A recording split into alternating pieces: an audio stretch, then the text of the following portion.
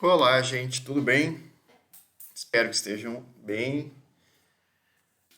curtindo o friozinho, no isolamento, cuidando da saúde de vocês. Olha só, antes de iniciar a aula, deixa eu dar um recado muito importante. A gente está com alguns problemas no fórum, então vários alunos me mandaram um e-mail perguntando se podiam entregar depois, pedindo para eu arrumar as configurações do fórum. Assim, gente, vamos começar por aí. Eu tenho 15 turmas. É impossível eu voltar em todos os fóruns e mudar as configurações.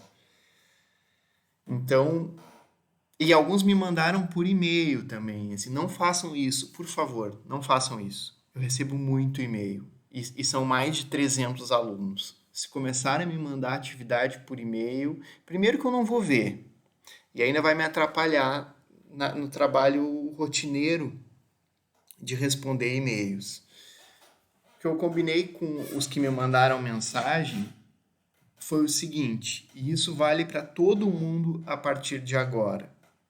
Se por alguma razão, tá? Seja por algum problema na configuração do fórum ou até mesmo por atraso de vocês não conseguirem postar a tarefa do fórum, escrevam no Word e guardem.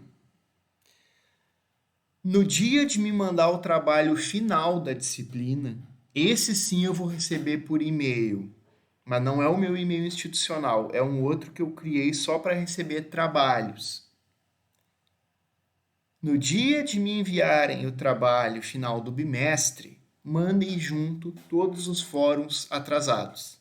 Então vamos dar um exemplo aqui. O Joãozinho da Silva tinha que me entregar 4 fóruns, mas ele postou 2. E aí eu recebi o trabalho dele e vi, ó, aqui tem mais 2 fóruns do Joãozinho da Silva. Então ele tem todos, tá ok, 100% no cumprimento das atividades, tá? Isso é uma forma de facilitar o trabalho para mim. Não é para vocês, é mais para mim, tá? Porque daí eu recebo o trabalho, já vejo o que está pendente de tarefas no fórum, já registro. É muito melhor do que ficarem me enviando aleatoriamente para o meu e-mail institucional todas as tarefas, tudo bem, gente? Então eu queria deixar isso combinado com vocês. Na aula de hoje, eu quero introduzir vocês ao conceito de etnocentrismo. E vou fazer a relação com o texto que eu passei para vocês na semana passada, que é o Ritos Corporais entre os Nasirema, certo? Toda essa matéria ela faz parte do conteúdo de Antropologia e Cultura que a gente iniciou há 2 semanas. Então vamos começar pelo texto, gente. Olha só. Ritos corporais entre os Nasirema. Vocês acharam os Nasirema assim muito exóticos? Um povo que faz coisas horríveis, tipo lacerar o próprio rosto, queimar a cabeça em fornos?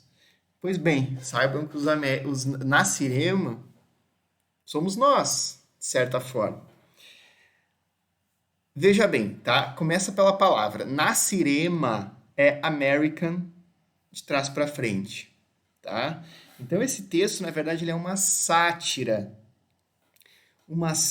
de um fenômeno chamado estranhamento cultural, que é quando a gente observa outra cultura e acha tudo muito bizarro. Nossa, que horror! Como essas pessoas conseguem fazer isso? São uns bárbaros, selvagens.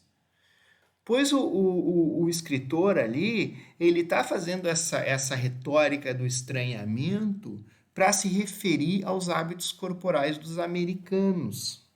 E aqui a gente pode estender americanos a, sei lá, ocidentais, né? Aos povos capitalistas desenvolvidos que utilizam essas tecnologias que a gente conhece.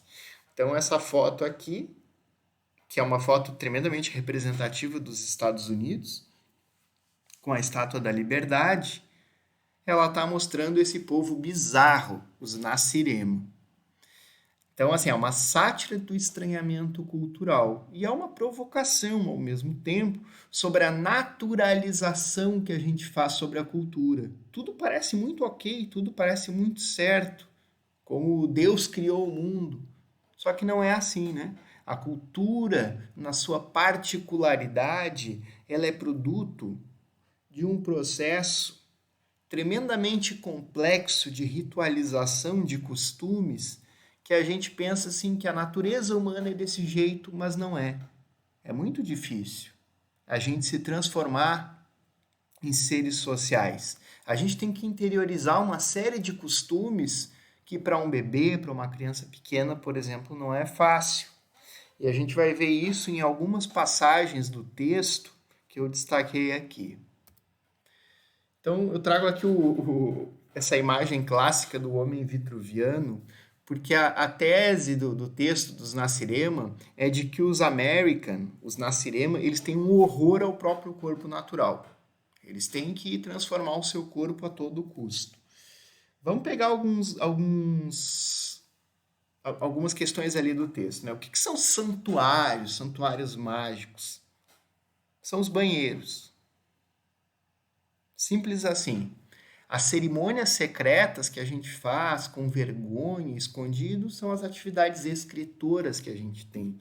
Então, uma coisa que eu sempre digo na aula presencial, brincando, é que se tu pega aí um ônibus do Cassino até o centro de Rio Grande, para ir ao IFE, e sente uma vontade de fazer xixi ou cocô, por exemplo, tu não vai fazer no ônibus. Se nós fôssemos seres meramente biológicos, a gente faria. Deu vontade, faz, né? Ora, o corpo está chamando, faz. Mas não é assim. Existe um lugar privado muito discreto para a gente fazer essas necessidades e a gente desenvolveu, inclusive, a capacidade de se segurar nas necessidades mais básicas. E isso é uma característica da cultura. Tá? Se a gente fosse meramente fisiológico no funcionamento do nosso corpo, a gente faria as necessidades no momento em que sentisse vontade, mas não é assim, né? Então vamos ver outras passagens ali. Os feitiços são os remédios, basicamente. Os sagrados homens da boca que ele fala, que tem um sadismo de perfurar o nervo dos naciremas, são dentistas, né? Os curandeiros do Latípso. Latípso é o hospital de trás para frente. Começa por aí. E ele está falando dos médicos, basicamente. Da medicina, do hospital, toda série de procedimentos sofisticados que os Nasirema têm para cuidar do seu corpo. O escutador é o psicólogo. Tá? E aí, assim, ele fala de rituais estéticos o tempo todo ao longo do texto. E a ideia central é de que esses rituais estéticos, eles são uma demonstração do horror dos Nasirema ao seu corpo em estado natural. Então ele fala dos jejuns para tornar as pessoas mais magras ou mais gordas. Os homens fazem um ato horrível que é lacerar o próprio rosto, é fazer a barba. Ele fala das mulheres que tentam aumentar os seios, a gente está falando aqui de próteses de silicone, por exemplo. Tem uma série de exemplos de costumes que a gente tem para transformar o nosso corpo e que muitos deles são dolorosos, né? Como, por exemplo, sei lá, as mulheres que vão no salão de beleza e fazem procedimentos demorados e desagradáveis, desconfortáveis, né? Que é o que ele diz ali no texto. Esse estranhamento é mais ou menos a ideia seguinte, ó, de uma pessoa de fora, sei lá, um extraterrestre que chega para observar os hábitos do Nasirema e pensa: what the fuck? O que essa gente está fazendo com o próprio corpo? Não era mais fácil simplesmente, sei lá, viver? Tem que fazer tanta coisa assim para transformar o próprio corpo? Veja bem, a ideia aqui não é condenar os nossos hábitos, porque as culturas têm suas particularidades e elas devem ser compreendidas nas suas próprias especificidades. Mas como eu disse, voltando no slide anterior, é uma sátira do estranhamento cultural. Por quê? Porque quando a gente olha para os nossos hábitos com esse estranhamento, pensa, não tem nada a ver, qual é o problema? Fazer a barba, qual é o problema de, sei lá, fazer um jejum para emagrecer? Só que a gente faz esse tipo de julgamento o tempo todo com as culturas alheias e acha que ok. Ah não, falando dos outros aí, beleza, suave. Não é assim, gente, tá? Então o texto Ritos Corporais entre os Nassirema é uma grande sátira. E eu convido vocês a relerem esse texto hoje, tão logo tenham assistido essa aula, e marquem todas as situações engraçadas que vocês identificaram, que pensaram assim, nossa, que gente mais doida, que gente bizarra e exótica, e agora vocês se deram conta que fazem as mesmas coisas. Gostaria que vocês marcassem isso no texto, porque a gente vai voltar a discuti-lo em outra aula e até mesmo num trabalho futuramente, tá? Vamos passar para o próximo slide. E do texto dos Nassirema, eu vou puxar vocês para um conceito que ele é central na antropologia, que é o básico do básico, que é o conceito de etnocentrismo. Então eu trago aquele desenho de uma menina dizendo assim, sabia que julgar outras culturas usando a sua como modelo é uma atitude bastante questionável chamada etnocentrismo? Pois bem, etnocentrismo é, de forma bem simples, tá? É a tendência que a gente tem, e isso acontece na maior parte das culturas, não é uma coisa exclusiva do mundo atual, do mundo ocidental ou dos brasileiros, enfim. É uma tendência de ver a própria cultura e tudo que a compõe, né? Hábitos, crenças, práticas, alimentação, forma de se vestir, enfim. É uma tendência a ver a própria cultura como a correta, a única correta ou a mais correta, como a natural, como se, sei lá, Deus nos fez para sermos desse jeito. Como se outras formas de existência de outros povos, de outros tempos, aquelas não, aquelas ali eram bizarrice, eram exóticas, né? Ou ainda que a cultura ela é melhor em relação às demais. Ah, tudo bem existirem outras culturas, eu até aceito que elas são diferentes e que isso faz parte da humanidade, mas a minha é a melhor, obviamente, né? A minha é a melhor. Isso me lembra uma história muito engraçada que uma vez estava numa parada de ônibus na adolescência e duas senhoras evangélicas conversando e aí uma disse assim, não, mas é que a diferença da minha igreja evangélica é que a minha interpreta a Bíblia da forma correta. A minha sabe o que realmente diz a Bíblia, as outras todas estão erradas, né? Então, assim, esse é um princípio avesso à ideia de relatividade cultural, que é a de considerar a diversidade, em primeiro lugar, válida e bela e justificável pela sua própria existência. A diversidade cultural é o que, assim, talvez seja o que tenha de mais bonito no ser humano.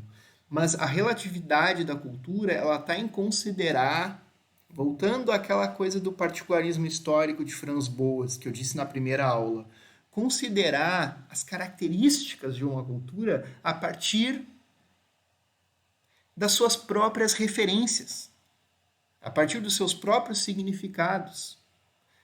O valor de uma cultura reside na forma como ela vê a si própria. Tá? Claro que tem questões políticas muito complicadas em torno disso, que a gente vai discutir em outro momento.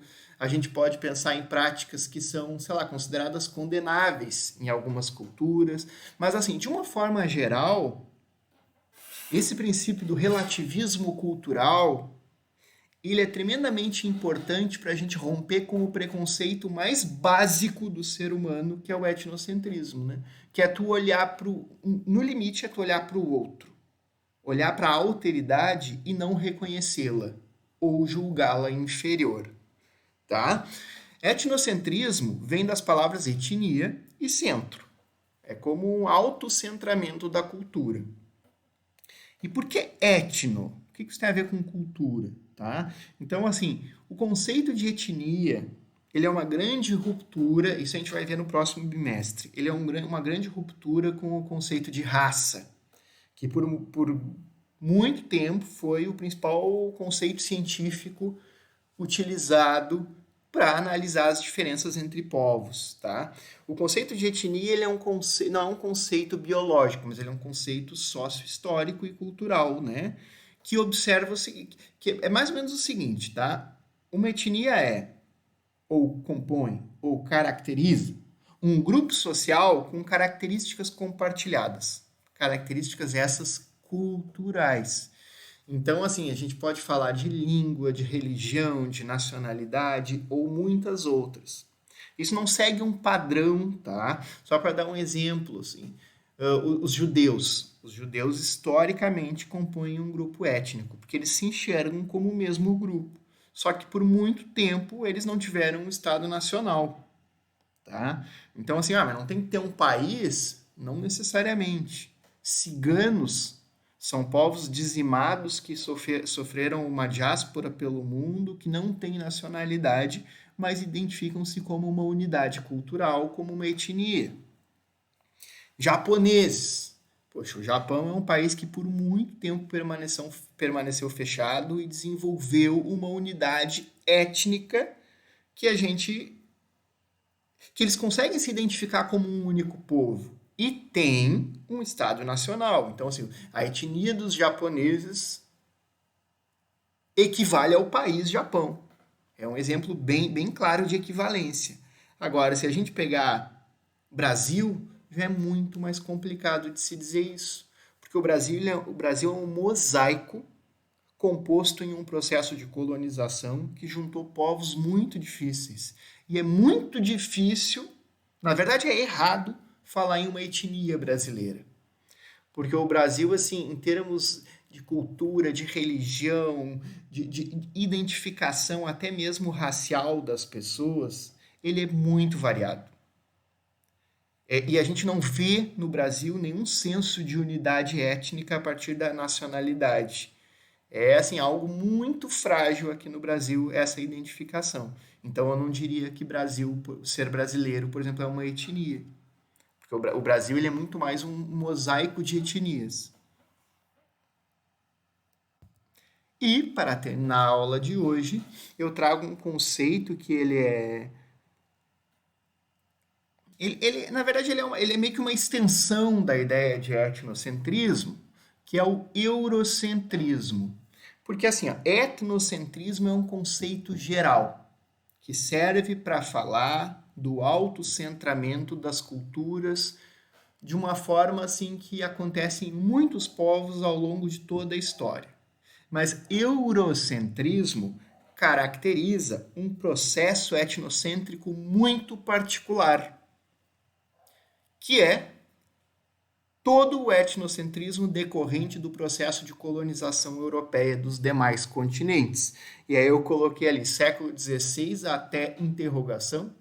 A expansão europeia ela é marcada por um processo de dominação cultural, vocês sabem disso. Cultural, econômica, todas as formas de dominação possíveis. E em todos os continentes, no processo de colonização, o primado da superioridade europeia sempre foi inquestionável. Esse processo de colonização, formalmente, bom, ele dura até hoje, porque ainda existem pequenas colônias, mas assim, a partir dos anos 60 e 70, com a descolonização da África e da Ásia, esse processo ele sofreu uma queda, vamos dizer assim.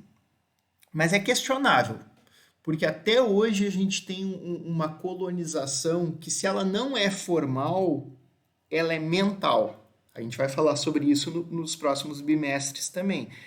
Nos próximos bimestres, que é uma colonização mais subreptícia, de um domínio do conceito, e aí eu não quero entrar no conceito agora, mas o conceito seria colonialidade em vez de colonialismo, que é um domínio da cultura e da economia europeia e dos Estados Unidos, que são os grandes herdeiros do colonialismo europeu, sobre o resto do mundo, que existe até hoje.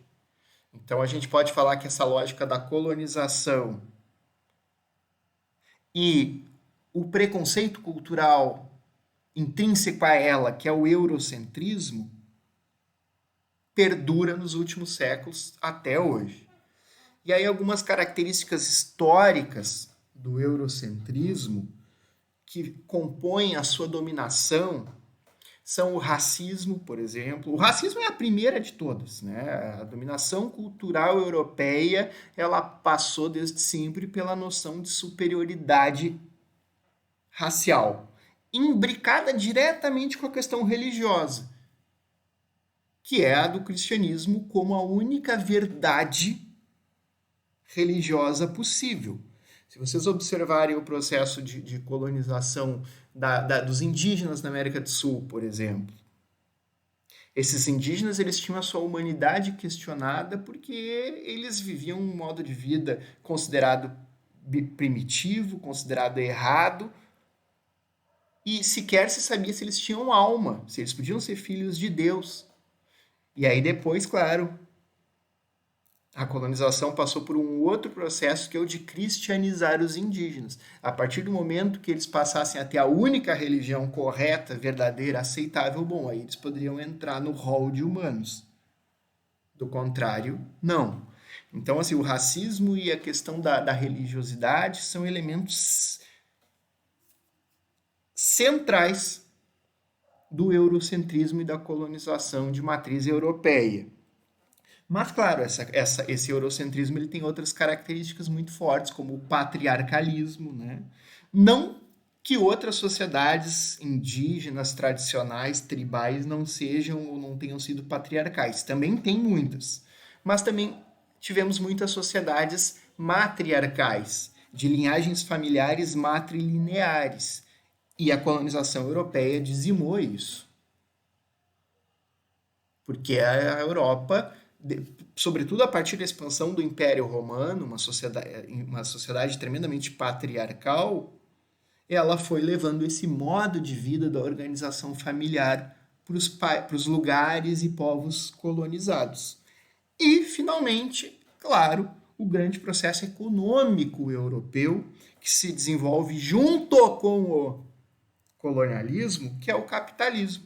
Né? Então, o processo de colonização também é um processo de expansão do capitalismo, de uma forma econômica baseada na exploração de recursos naturais, na expoliação dos povos e do trabalho e no desenvolvimento de um mercado.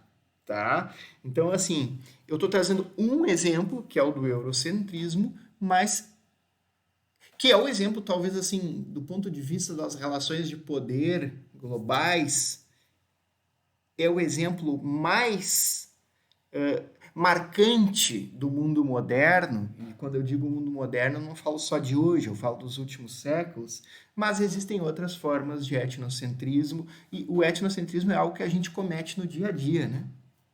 Nós e outros povos também cometem, quando encontram na sua cultura a ideia de naturalidade, de superioridade e não aceitam as demais ou consideram as demais inferiores, certo?